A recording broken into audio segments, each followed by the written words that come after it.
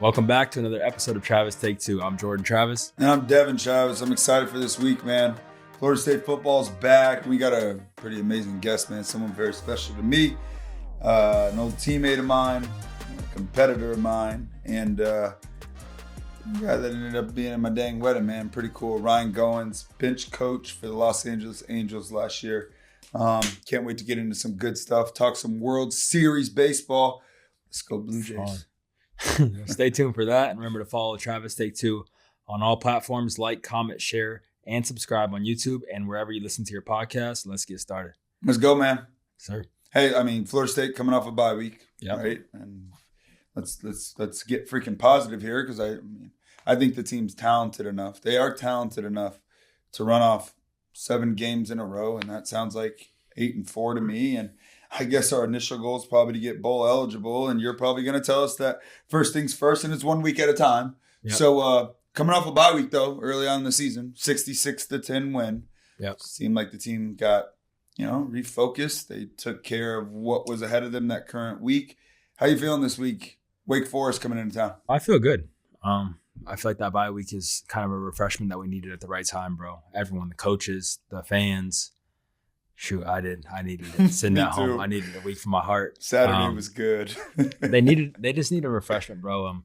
Obviously, we can win out and have a pretty good year and kind of cancel all the negativity out of the program. They just moved into the new facility, I think, this past week, so that's sick. They have the new locker rooms, all that stuff. So utilize that. They can watch. They have a 50-yard indoor. I don't know. I think it's 50 yards with a big screen that goes across 50 yards, so you can line up and say you're on offense and you could face the defense and they have the defense lined up, use the cameras, you know what I'm saying? Mm-hmm. So you can get in your positions and run back and forth and do motions and all that stuff. So it's sick. So use that to their advantage. Yeah, bro, just go out and play our football. Once again, they are talented football players. We have a lot of talented guys across our roster. Obviously, you saw that in the first week. Just go out and play football and have fun because there's nothing to lose now, bro. So, those guys have goals and dreams. This is the time that make it. You only get one chance, and I would do anything to go back and have that one more chance on that football field. So that's the main thing. I just want these guys to realize that nothing is promised. Your career can end in a split second, literally in a split second. So I just feel like we're not playing like that. I feel like we're playing like there's a next play. Don't play like there's a next play because I didn't get that next play ever again. Amen. I never got that next play. So go out there and freaking take advantage of the moment, of the opportunity that God gives you. He wakes you up in the morning. Go out there and freaking practice hard, because practice is that was the most fun for me because I took it so hard. We always talk about how hard you take practice. It makes the games easy, bro. I took practice like it was a game every single day, and I had fun doing it at the same time. I had a great time, but there wasn't a lot of practices that Coach Narvell didn't come by me after the practice and slap me in the butt and said, "That's a damn good job," because I was there mentally, I was there physically. No matter if I went out that night before, I was there and I was going to show everybody. I was out till 5 a.m. and I'm still here hustling my butt off, sweating my butt off. So yeah, just go take advantage of the moment, take advantage of the opportunity, and let's go win a football game. Because I don't think I ever beat Wake Forest. Did I beat Wake Forest? I don't know, bro. Yeah, we did in 23. Was it at home? No, it was at Wake Forest. Yeah, we beat them at Wake Forest in 23. Really? Well, remember, because we went. Yeah, we went because I was on the team too. We went 13. I know, but did we play Wake Forest? I didn't remember. It was at Wake. I remember I definitely got pretty toasty. I was sitting in the front row. Okay, I do remember that. Degrees out, and I maybe had one beer too many, but it's okay. It was worth it. I think about Sam Hartman days. That's when they used to freaking dominate us. That slow mesh. I hate playing Wake Forest, and this Wake Forest team's pretty good too. I know you know Robbie Ashford. Yeah. They're 5-2. They're playing really good football, man. They were up 24-17 against NC State, and they got blanked in the second half. I think NC State scored 17 unanswered in the second half. And then the following week, it was Georgia Tech. Yeah. And they lost by a point, 30-29 in overtime. And then they beat SMU 13-12 this week. So it's a good football team. It is. When I think about Wake Forest, I think about that slow mesh offense, that freaking just, I don't know, football. Everybody just kind of pours into the middle, and next thing you know, it's a pop pass and a wide open guy. What stands out to you though? Maybe this weekend that I guess from an offensive standpoint, what you'd like to see for this Florida State offense get back on track? Well, I think the main thing is protecting Tommy, obviously. Got to protect Tommy. Once again, I want to see him use his legs as much as possible. We don't need to see you being Superman out there, but we do need those plays. It's time that we got to start just putting everything on the line, everything that we got in us. If he has to be Superman out there, be Superman. We need wins. Any way you can get us a win, we need a win, and it starts there because Tommy's our leader. Everyone looks at Tommy, and he has so much talent. You know how I feel about him. So yeah, start there, and then we need to establish a run game early. That's one of the main things is we need to establish a run game, bro, because, I mean, we're Florida State. No matter what, we're Florida State football. We have a great offensive line. Let's establish the run game. We have a freshman running back. We have Saul Chuck. That's amazing. We have Jalen Lucas. We have Keziah Holmes. We have running backs that are all very talented. So let's establish the run game. Shoot, if we don't have to throw the ball, let's not throw the ball. But I do want to see the ball in Mekhi Danzy's hands this week. We need to find ways to get the ball in his hands, no matter if it's not that damn end round for a little while. I want to give a break for the end round. But let's get the ball in his hands. If we got to hand the ball and give him a toss out of the backfield, something like that, bro. But that guy is talented. I want to see the ball in his hands. Obviously, Deuce Robinson. I mean, it's either pass interference or it's a deep catch every single time. So we need explosives. Hey, bro, just go out there and play our football. We're the more talented football team, 100%. If we play up to how we're supposed to play, bro. Okay, I like that. I mean, I feel like early on, I like what you're saying about running the football. I feel like the old Auburn like offense when Gus Malzahn was there, and even at UCF, it was a lot of like runs and play actions, and then whatever the other one's called, like where the quarterback can hand it off, he can pull it, or he could run pass option. That's what it's called. Yeah. Like I feel like I haven't seen a ton of that lately, and I don't know. Like maybe it's because Tommy's legs haven't been completely healthy, and I think that Tommy Castellanos is probably pretty fired up, and I think most importantly, you said it, like the bye week came at the right time. Maybe a week earlier, another week earlier would have been better. But I hope that the players got a chance to like step away from the game and maybe got away from the football field and kind of got to like look at the lake or the sunset and remember like, hey man, like it's a game. You're still here. Like we still have everything in front of us. Like let's just go take care of business, one game at a time, one play at a time. Absolutely. Let's see how it shakes out. So I agree, bro. Looking forward to a good week, man. Looking forward to a good week. I'm excited. Brian Kelly, LSU got fired. It's pretty big news. 49-25 at LSU, I believe that was his record, if I'm not mistaken. But a pretty slow start this year. Incredibly talented club, 5-3. When I think about Brian Kelly, respectfully, I think back to like the Notre Dame days, and they kind of like it was always like that big game. Like they couldn't win the big game. Like that LSU football team, Jordan, that we beat in 22 and 23 in New Orleans and then in Orlando, like. We had a ton of talent on that team.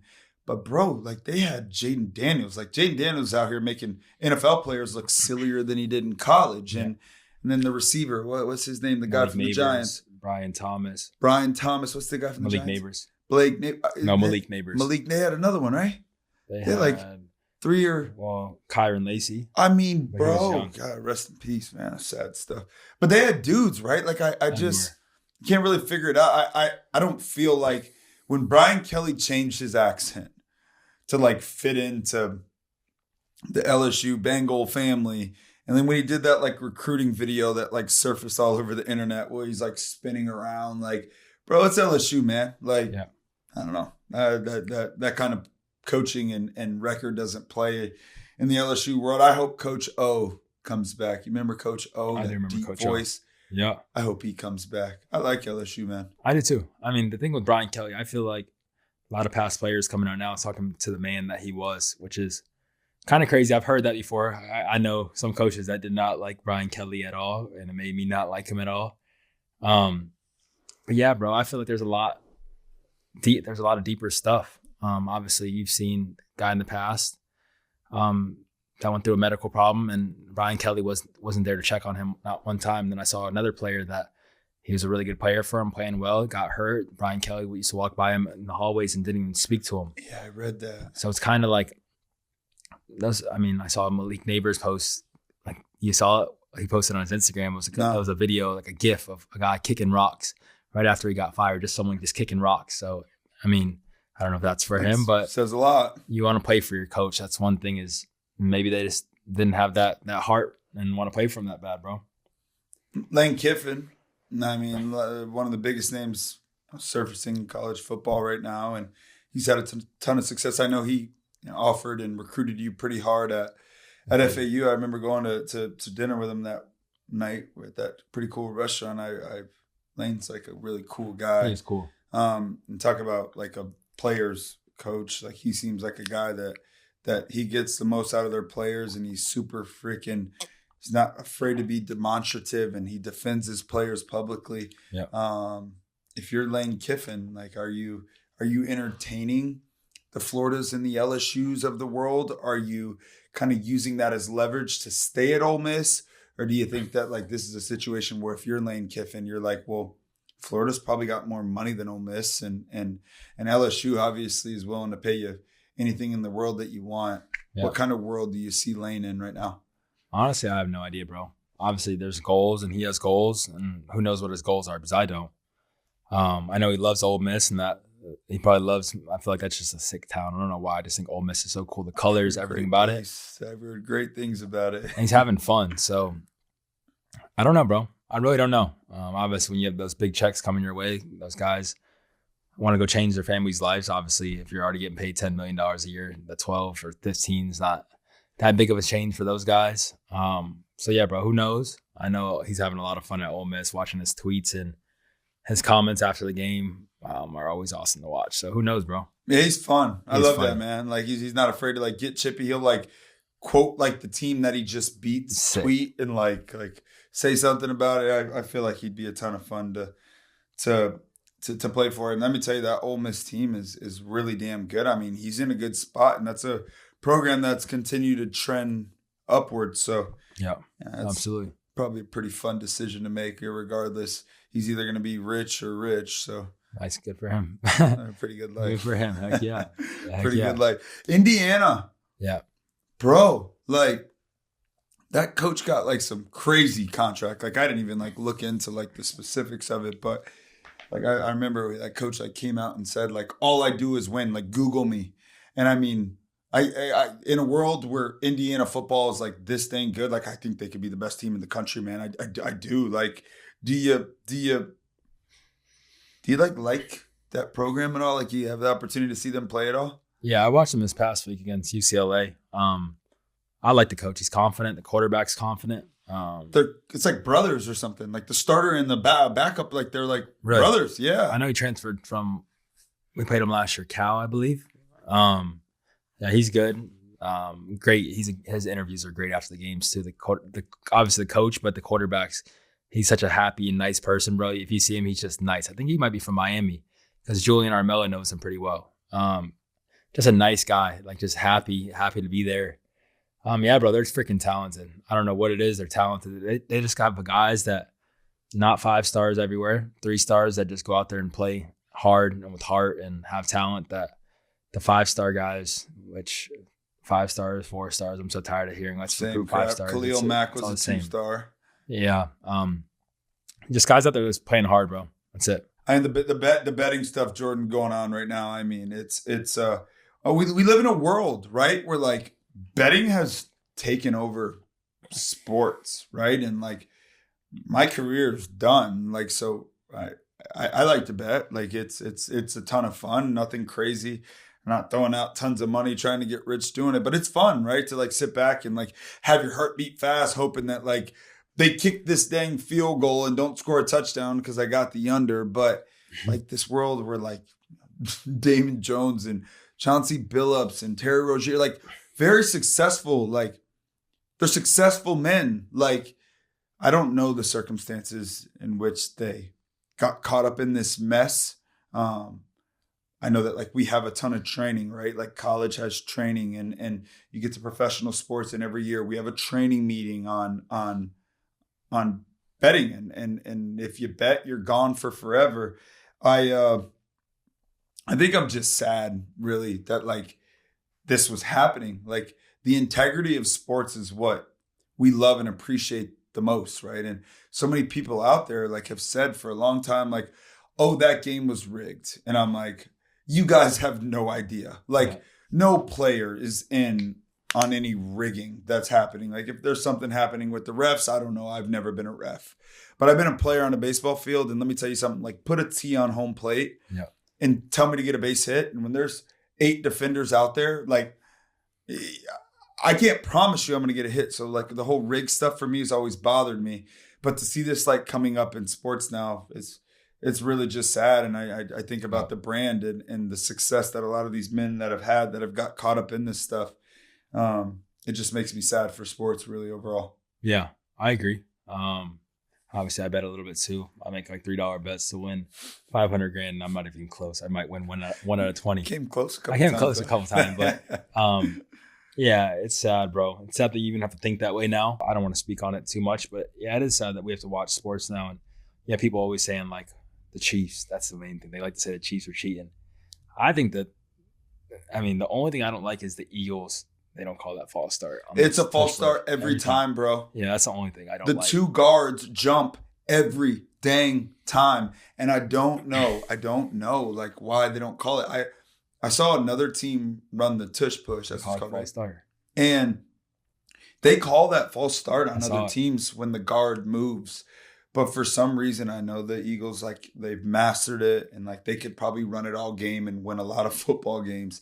But those guards are jumping every damn time. Like, how much longer are we going to let them get away with that? Not saying that the refs are cheating on that. I'm just saying, like, can we get that cleaned up? Because I'm a Cowboys fan, and I don't really want to talk about the Cowboys this week because I'm not going to get into any specifics because I don't know football well enough. But that's why I get frustrated. Like the Cowboys get CeeDee Lamb back, and we already got a guy on the outside that's been on a tear lately.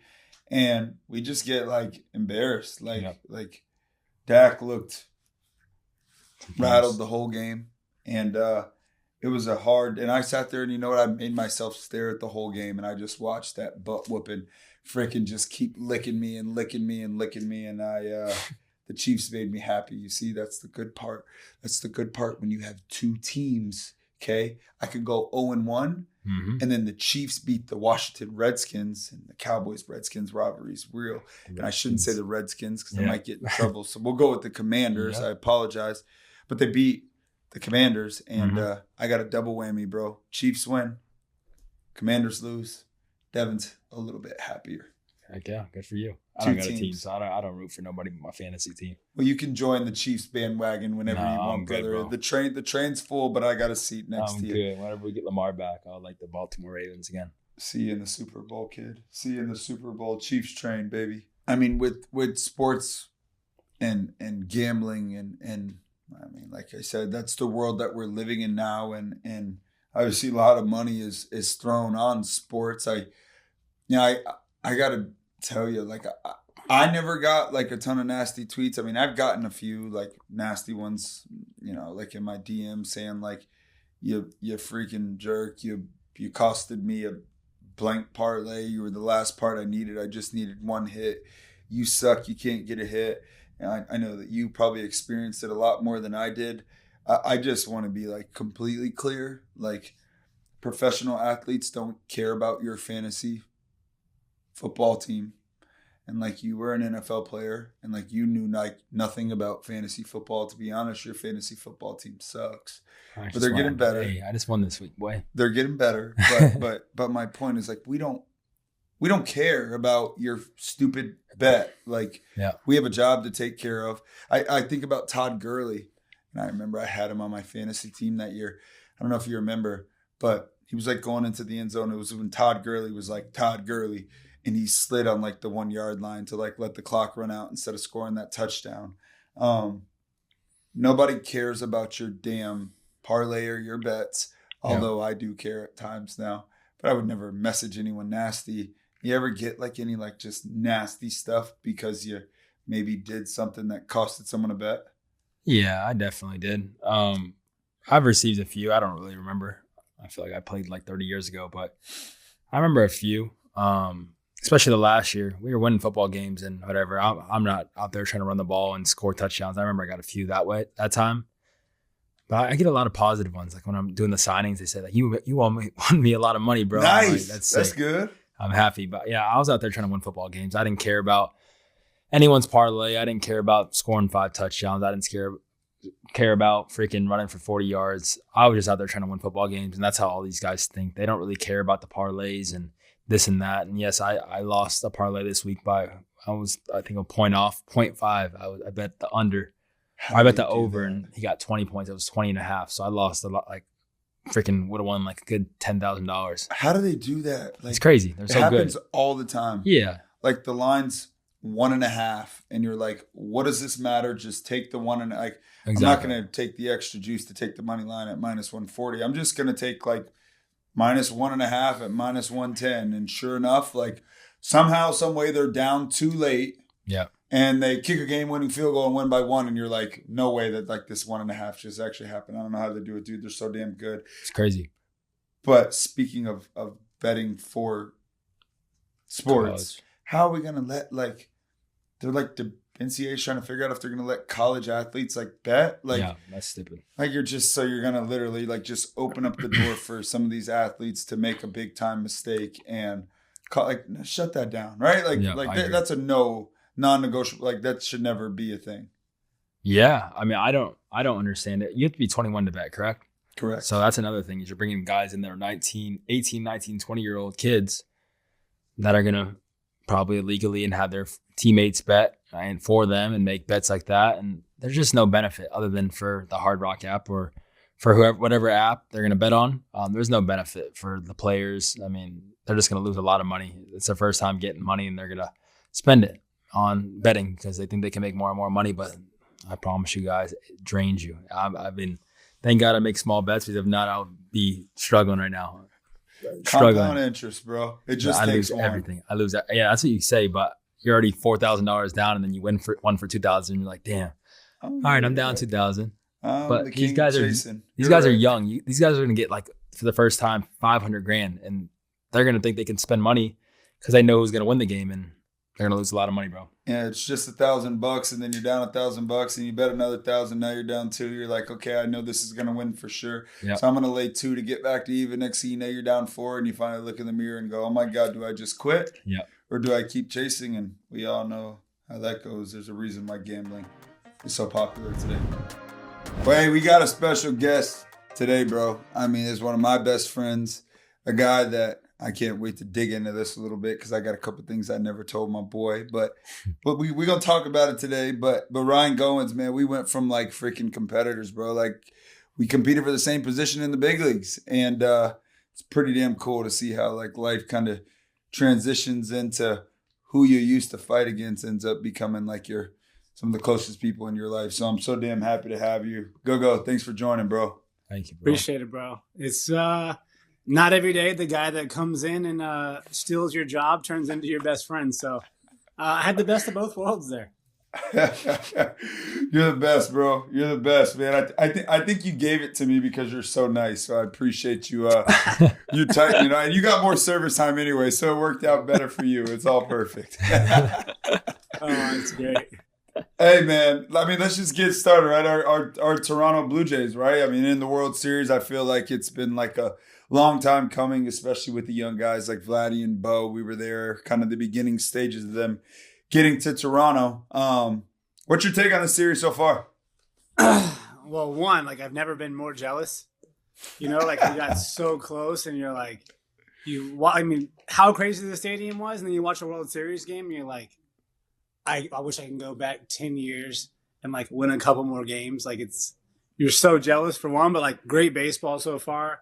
I mean, I stayed up the whole 18-inning game like an absolute idiot. You're crazy. I kept being like, one more inning. And then they're like, oh, they're going to pitch a position player. And I'm like, I got to stay up to see this, But I think it's been good, man. Like good pitching, good defense, like aggressive base running by both teams. Like it's been one of the more fun World Series to watch, like in recent memory for sure. I agree with that. I mean, like the baseball has been incredible. Like there's so many like moments throughout the game. And I think now that like I'm a coach, like you see like so many like just small moments happen in a game where you're like, I can't wait to go tomorrow to the academy and like show the kids like look at this play. Like we talk about all these small moments when we're teaching, and then it just bam shows up in the biggest moment in the World Series. So it's been incredible. I guess my question for you, Gogo, would be who's gonna win the World Series? 3 games to go. Who you got? Oof. It's gonna be tough. I mean, you're going back to the kid throwing the night, right? Like, unbelievable, 22 years old, but then you're going back through the top of the Dodgers rotation with Blake Snell, Yamamoto. This guy's going to go out in the 18th inning after throwing 110 pitches and pitch again. Like, this guy's a beast. I think it's going to be tough to go through those two, but I mean, I think at this point now it's like anybody's game, right? Like, you never know what can happen. I think like every game now is like a Game 7 type situation where, you never know what's coming, like who's going to be the star, who's going to come up with the hit. Like, just going back to the baseball side, like Tommy Edman probably had the biggest roller coaster of make an error and then like comes up with a couple huge plays, like slides for a ball down the line off of Freddie's glove, throws the guy out at third. Like, you've had everything. You've had ups, downs, errors, great plays, like good hitting, timely hitting, and then also like bad, like not bad, let's not call it bad, but where guys can't get guys in. It's been everything you want in baseball. So I think it's just one of those things. Like, every game feels like it's the game that like a Game 7. Like, if you win Game 5, you feel pretty good going to Game 6. But both teams battle, which is fun to watch too. Battle in a different way, right? Like LA, a bunch of superstars and like guys who have been around the game a long time. Toronto, more like grindy, don't strike out, put the ball in play with obviously with Vladdy and Bo and Springer, but a lot more like role player type guys that are just picking up slack. Yeah, they've kind of said like this is David versus Goliath, and I think like for us, like guys that know truly like how baseball games are won, have you like bought into like that whole script, or really do you just see this as like 2 damn good teams? You got a bunch of superstars over here, you got younger superstars over here, you got a team that hits a ton of home runs and strikes out a lot, and they have power pitching. And then on the flip side of things, you got a staff that throws a ton of strikes. You got really good defense behind them, and you got a team that doesn't strike out. Do you kind of like see going into the series? Did you see either team with like a huge edge? Yeah, I mean, I know they like play it David versus Goliath, but like David doesn't get to the World Series, right? Like, and win the AL East, one of the toughest divisions in baseball. Like, they're not a bad team. It's not like, oh, they're surprised to be here, right? They shouldn't feel surprised. Now, yeah, on the other side, you look at LA, and it's like what they've done in the last, 15 years, where it's every year in the playoffs, every year should go to the World Series. Like, yeah, maybe you feel a little undermanned, but let's not act like this team isn't like a really, really, really good team, But like, you need that chip on your shoulder and go in there and say, hey, we can go in and beat these guys, because not many people in the world probably think so. Yeah, they're giving them boys a run, man. That's a good team, man. I love the way they're playing. We got my man Bo Bichette playing on one leg, hitting balls off the wall, singles, doesn't even care. I mean, it's a fun team to watch, and obviously I'm rooting for the Blue Jays, but I know for you kind of have like a little bit of a plot twist going on here. One of your best buddies is pretty damn good player, Mookie the best bet. How are like you rooting in this series? Like I gotta know like who the heck you're rooting for.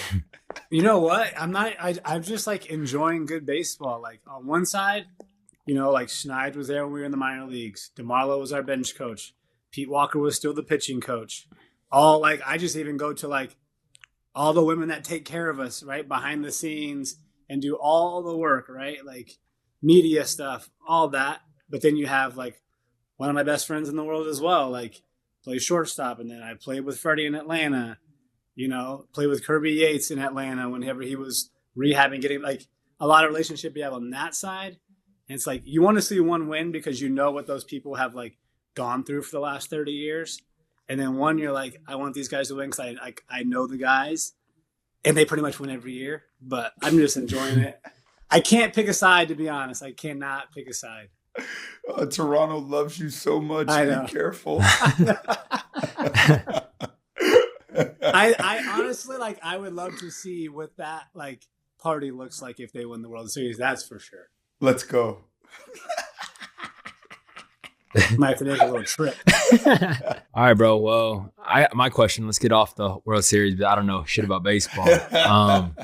My question to you is, how do you manage going from competing with somebody, and I've experienced it before with Mackenzie Milton at Florida State. He came in and he wants my job and I want his job, and we ended up being best friends, and we hung out every single day during the year, whether who was starting or not. So how do you manage from being competitors and fighting against each other to becoming best friends? I don't know, man. Like, I think you just go to like something brings out the best in you, right? Like, if he was a better player, he's a better player. Like, I was also like there for the team, and then like you see how hard this guy works. You see how good of a person he is to like everyone in the building. Way better person than me to like every single person, right? At this point, like I'm like, this guy's the nicest kid in the world. He's so good at baseball. He's a way better hitter than me.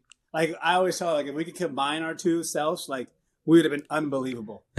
We would have been so rich. But, like, honestly, that's it. Like, he brought out the best in me in competition. I tried to bring out the best in him. I tried to help him. He tried to help me. Like, it was, I don't know. There's something just about competition that the right type of competition can bring out, like, the best side of you, right? And I think I learned a lot through that situation and how, like, not to be jealous of somebody else's success, right? Like, enjoy watching them. Like, I enjoyed watching them. I tell people all the time, like, man, if this guy didn't get hurt, it was Rookie of the Year, like, easy award.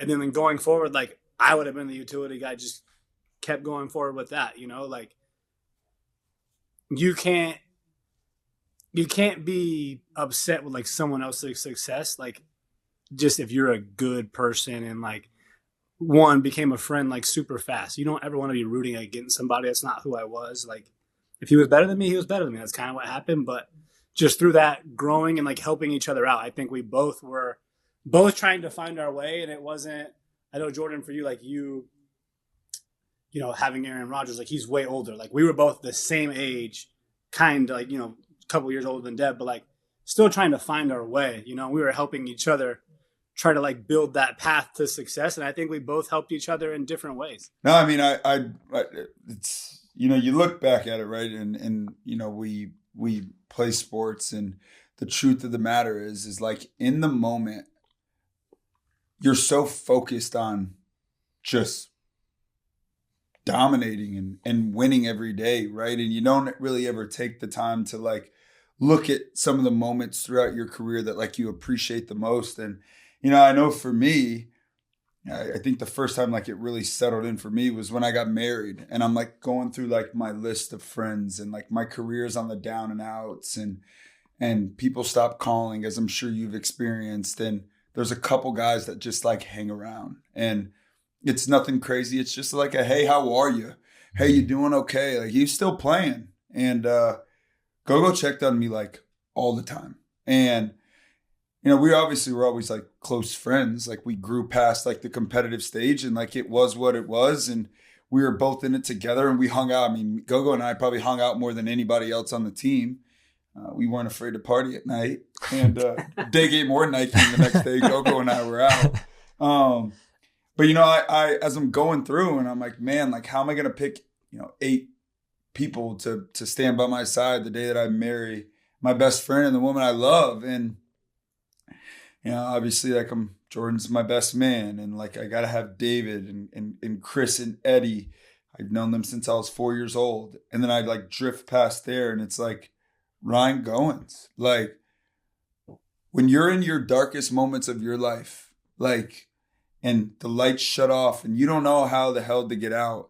Like we always talk about it, right? Like that one text message, like, "Hey, how are you?" Yeah. Like something that simple. Mm-hmm. Like those moments like stand out forever. And when they become consistent, you start to see like, hey, like I'm important to this guy. Like I'm important enough to know that like he's got a family and he's got a wife, like and he's still playing, and yet he still takes the time to check on me. So I mean, I look back at the moment. I think that was the first time that I looked back, and I'm like, man, like I wanted to kick Ryan Goins' ass. Like, I knew exactly who he was the second I got traded there, right? Like, after the dust settled and I realized I needed a passport, I went to the depth chart on MLB.com, and like, it was like up at the top, I think I forgot his name. He tore his ACL in spring training, and it was Steve Tollison and Ryan Goins. And I'm like, okay, like Steve Tollison, good player, but like, he's the utility guy. Ryan Goins, damn, like, go look at YouTube. It's highlights everywhere. Like, god dang, like, I'm not really a great defender.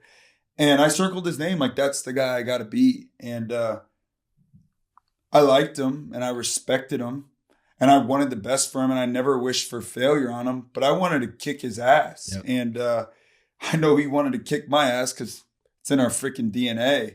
And it's just pretty awesome and amazing that when you're competing against a great human being, that I don't think I would have been the player I ended up being if it wasn't for him, because competition is ultimately, in my opinion, at the end, what does, it's the reason the cream rises to the top, right? And so I've always had a great affinity and appreciation, and I think I really didn't realize how much like he meant in my life until everything ended and I got to take like a big picture look at my life and my career, and he was always there. Yeah. So, I love you, brother, and I'm grateful for you. And I probably never told you I wanted to kick your ass, but it was in our blood. But everything that came from it, man, was worth it. I can tell you that.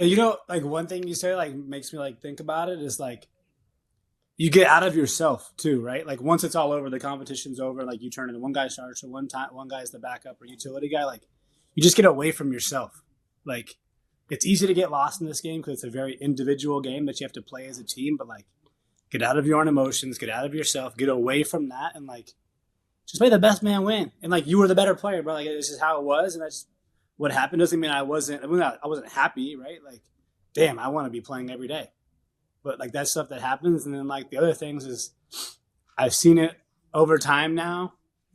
Is like, towards the end of my career I wasn't doing as well, and then like into coaching, like when shit gets hard, like you find out who people really are, right? It's like insane. And like you just find out what you're made of as well. So well said. It's so true, bro. I mean, crazy, bro. It's crazy. So true. Well, talk to me about coaching, Go-Go, because I mean, like our story is like bananas. Like we went from like competitors to like best friends to like you're in my wedding to I like went into coaching and I like coached you, and you're like the like probably the best like defensive player I've ever played with, and I was the infield coach. Like the truth of the matter is like I never gave a damn about defense. I was like, just hey, where the bat like fungos, like I'll be there. I'm in the cage. I'll be there. I'll be there. And I freaking can't believe I coached you in the infield. But talk to me about your experience now in coaching, and obviously like Cam Smith was like the fastest ever coach or player to the big leagues, and Ryan Goins is probably like top 10 fastest coaches to the big leagues after like Tony Vitello. But talk to me about your experience in coaching so far. Bench coach for the Angels this year, elevated very quickly. Obviously, Ron Washington, the guy who pulled you over there, was dealing with some health issues, but says a hell of a lot about you, your first year coaching in the big leagues. You get the nod to be the bench coach. Yeah, it was crazy, right? You go from infield coach and like just doing that to a lot of more responsibility, right? Like, but like, me at the end of my career, like I knew I wanted to coach. I know it's what I want to do. I want to manage in the big leagues at some point. Hopefully that happens. But like just working with the guys every day, the guys are awesome. They love to work. Like that's the best part, is like just taking all the things that I know and trying to make it easy for someone else. Because I know how hard it was. It wasn't like the greatest player. I've been through so many, probably more struggles than success. And you just try to make it as easy on them as possible, right? Like you try to show them the path. And like, they may not believe you at times. They may believe you at times. You don't know. But if you can make it their life just a little bit easier, it's so fun to watch these guys like grow, get better, learn new things, like become pros, develop a routine, all the stuff that goes into like the day-to-day. That's more exciting to me than like what happens in the game. Like the game is awesome, but like buying into the process and being about the process is so much better. Like when you just watch how these guys just change over time, you're like, wow, that's why the result at night is better.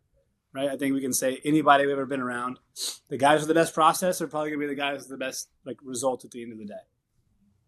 God, amen to that. It's so true. It's so true. You know who's prepared and who's not. That's easy. And like for Jordan, like it's probably way easier in football, right? Like baseball, like you can be like very talented and be good. But I'd imagine in football, like playbook, defenses, like if you don't watch film, you don't like go through each week, especially in the NFL, like you're going to find out real quick who's prepared. 100%. 100%. I learned that real quick. Hey, Jordan was on this thing. He said, and I never knew, and you knew this because like Gogo would ask like, "Hey, like how's Jordan doing?" I'm like, I don't know. Like Jordan doesn't talk to me during football season. Like the most Jordan will say is like, "Yeah, the cheeseburger was good." But hey, Jordan dropped on the podcast like the year that he went off in 23. Yeah, I'm like, yeah, like whatever. And he's like, the crazy part is like I didn't watch film the whole year. What? I'm like, damn, street ball. That's crazy.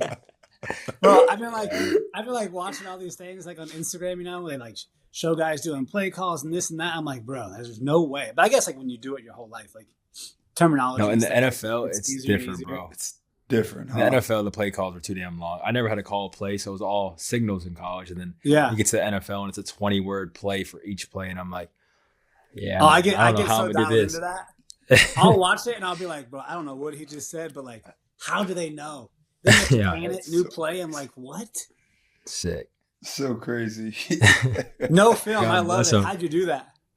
Honestly, bro, in college, I feel like it was a lot.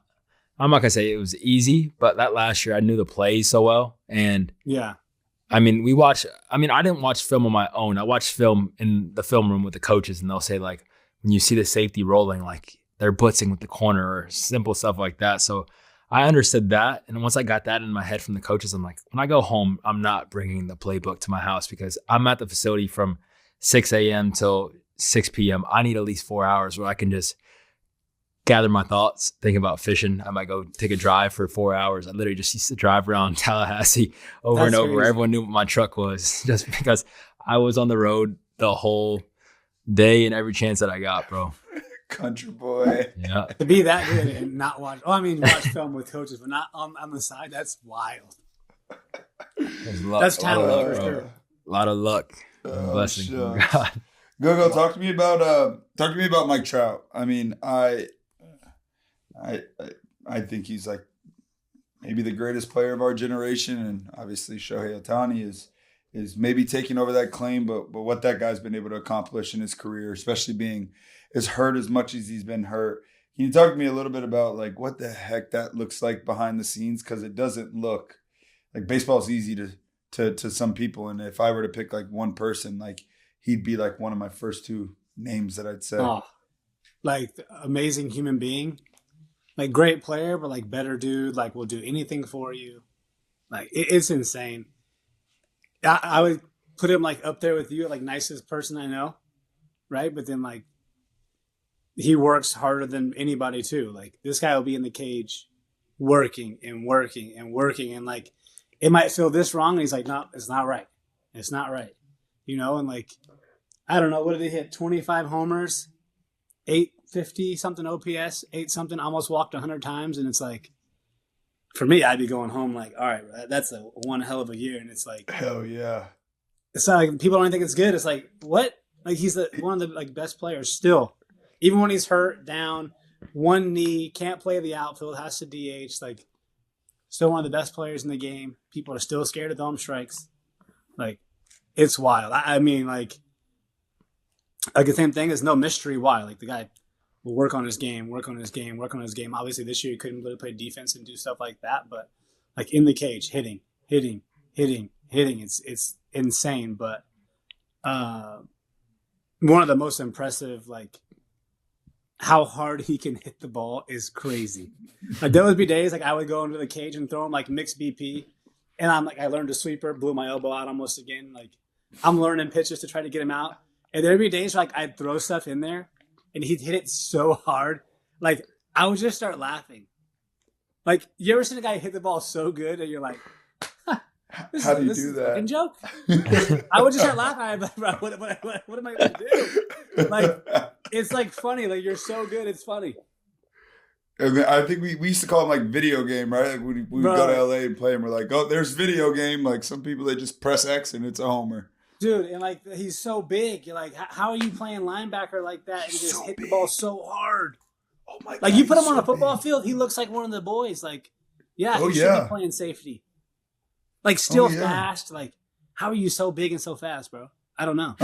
They hit the ball. It's like I used to tell people like when it might have been me and you talking about it. I remember in Toronto he hit like a ground ball to somebody and I like was watching him run down the line and I'm like, oh my God, it looks like the earth is shaking when he's like running down the line. There's some people that like God just came down here, put his hand on him and said like, take it. And bro, he could hit a golf ball too. Oh my God. So it's not just drive shack like I saw on the No. He can pound it too. Like, can you ever seen Aaron Hicks hit a golf ball? No, I heard that. I heard it's nice though. Like it's like similar. Like, yeah, maybe it's a little wilder, but bro, this thing is hit like smash factors real high. Well, can we get on the golf course in New Jersey? I mean, let's go. I gotta think I'm an honorary member at this point, so we gotta set it up. Let me know. I'm an honorary member of the Ryan Goins Club. So thank you so much. I am your plus one. Can't wait. Perfect. Can't wait. Go talk to me. And I know you got to get to our boy Calvin's game. How old is Calvin now? 7. Nasty? Like he's got it? Some days he's got it. Some days he just be raking. And some days I'm like, you're hitting like me, bro. Like you don't want to do that. It's a tough life. There's a lot of outs. There's a lot of right turns, bro. I mean, okay. I mean, pretty nice big league career. Give yourself some credit. Hey, Go, you got to think like 240 is like the standard in baseball today. Like you, I'd be so good right now. You'd be just fine. But the pitching is so much better too. So I'd probably still be not as good. Yeah, these guys nowadays, it's crazy. I mean, it rockets, huh? Oh, I don't want any part of it. I'll tell you that. Talk to me about like the analytics in the game today and like how you've had the ability like to adapt as like the player side. I know for me specifically, like when I was playing, like I believed that the information that we were given in analytics was great. But for me, a lot of the stuff was like, okay, keep that out of my face. Like I'm good. How have you been able to like navigate the new space where the game has made like a hard right turn where analytics and conversations with the smart people up top probably happen a lot more? How have you kind of been able to evolve that side of the game with all of your on-field knowledge to kind of give a package to the players? Yeah, I mean, obviously, like some teams are like more than others, right? Some teams are like very analytically driven. Some have analytics and use it. I mean, you'd be crazy not to use it, right? Like, if I gave you the keys to like success or like the answers to a test, and you didn't look at them and use them in the game, like, how can you use the information? It's so much good stuff. Like, how can you use it to make yourself better? Not how can you use it and just go out there and say, oh, these numbers are going to make us do this, this, and this. Like, no, how can I take these numbers and what I do or what this guy does and, like, use it to my advantage? Like, all you're trying to do is just gain an advantage. Now, some teams use it more than others, and maybe it hurts them. Some teams use it less, and maybe it hurts them. Like, you got to find the sweet spot of, like, you have to be able to get the information, but then also, how are you going to use the information? Information is great, but if you can't apply information and you just have the information, what are you really doing with it? It's like, how can we use this to give us the best edge or a player the like best advantage over someone else? I think at times, like if I would just go from the hitting side, is like a lot of these guys know a lot, right? So you can see like vertical movement or like how much their sweeper moves. And it's like, I think at times you can defeat yourself where it's like, all right, this guy's got 20 vert, but also going to throw a sweeper that's moving like 22 inches. Like, how am I ever going to hit? That's how I would feel at some point, you know? Sure. But like, you do have a better idea, right, of what might be coming than like, you know, back in the day, I was like, let me go take a pitch and like see one. Oh, it's going to get on me a little bit, whatever. I think you just have a better, like you have a quicker understanding, like what you may see. I think that's why we see so many guys like go up there in that bat and they swing at the first pitch because you have a good idea of like what it may look like.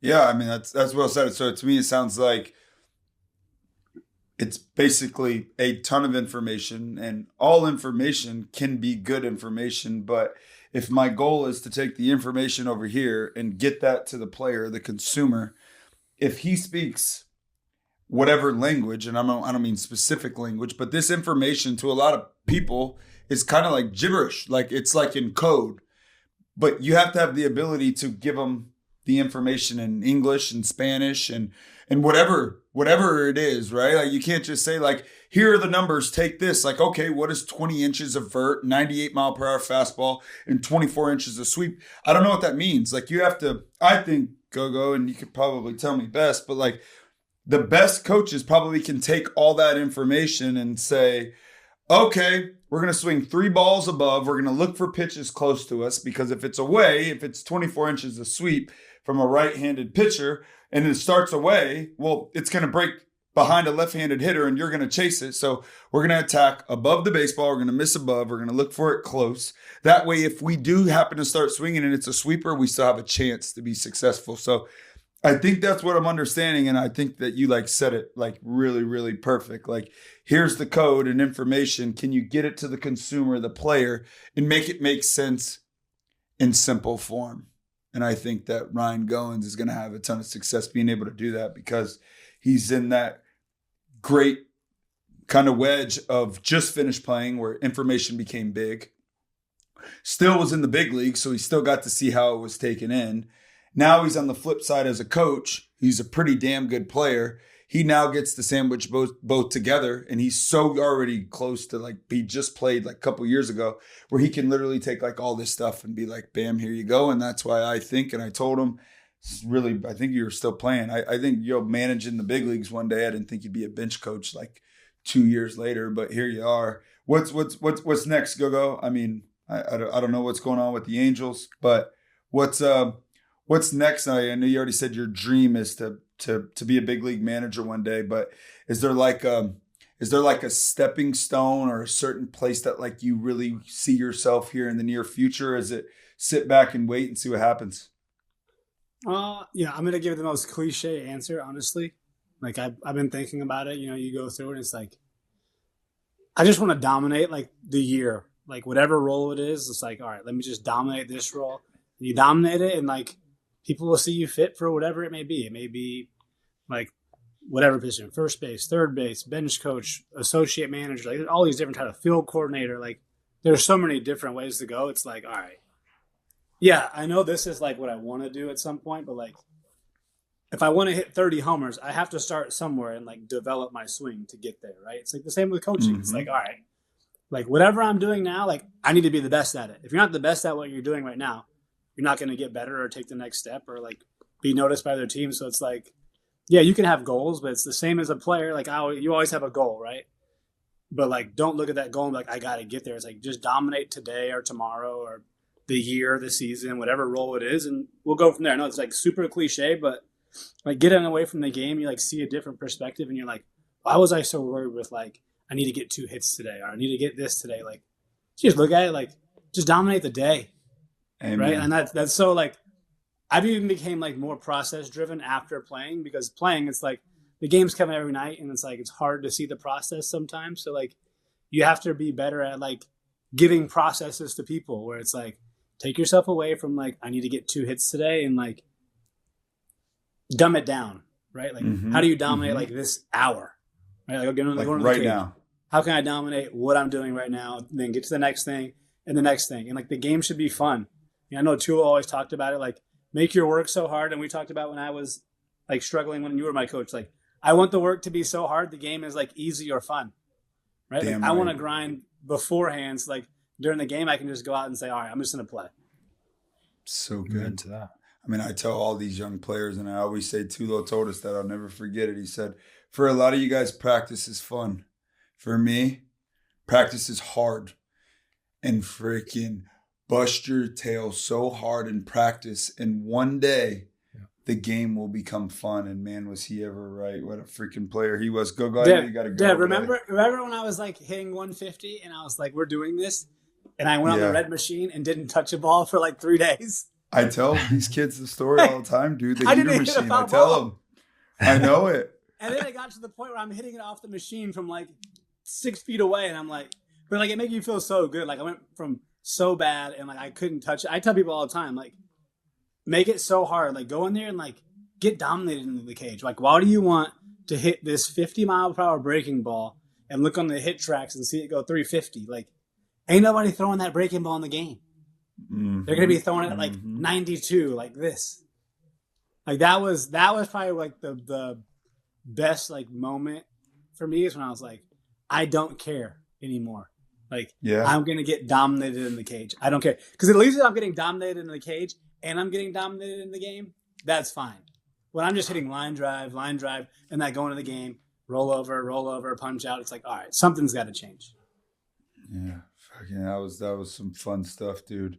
I mean, literally, Go-Go would be in the cages from like one more foot further back than you, and there's this little heater machine, foam balls, and you drop it in it, and it like kind of gives you the rise effect of a ball. And he said he was in like 150, and he started just being able to literally only touch the baseball. And I don't think you missed the barrel for like 6 weeks. You didn't get many hits because you were hitting them too hard. But yeah, that was fun time. Go, I don't want to keep you forever, bro. And I know I talked to you forever, but I just want you to know, man, like you've had a great impact on my life, and sorry to tell you that there was a time that I did want to kill you, but I know you understand it for sure. You understand it, but I just want to thank you, man, for coming on here. And you made a big difference in my life, and I love you, brother. You're one of my best buddies, and you taught me a lot of lessons in life. And thanks for looking after me during those dark times, because that shit meant a lot to me, because life got pretty hard for a bit. So I appreciate you, man. I can't wait to see you be a big league manager one day. And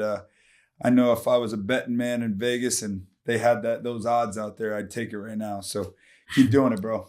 Thank you, bro. I appreciate it, Doc. No one better to go through it with. You know what I mean? Like, you surround yourself with good people. I think that was, you were big for me too, bro. Like, just even as a player, as my coach, as my friend, like, unbelievable guy, unbelievable family. Like, we'll be friends until the end, right? And then y'all need to bring me back. We can talk some football so I can get in Jordan's head. All right, let's do it. I'm not just a baseball guy. I love golf and baseball, all right?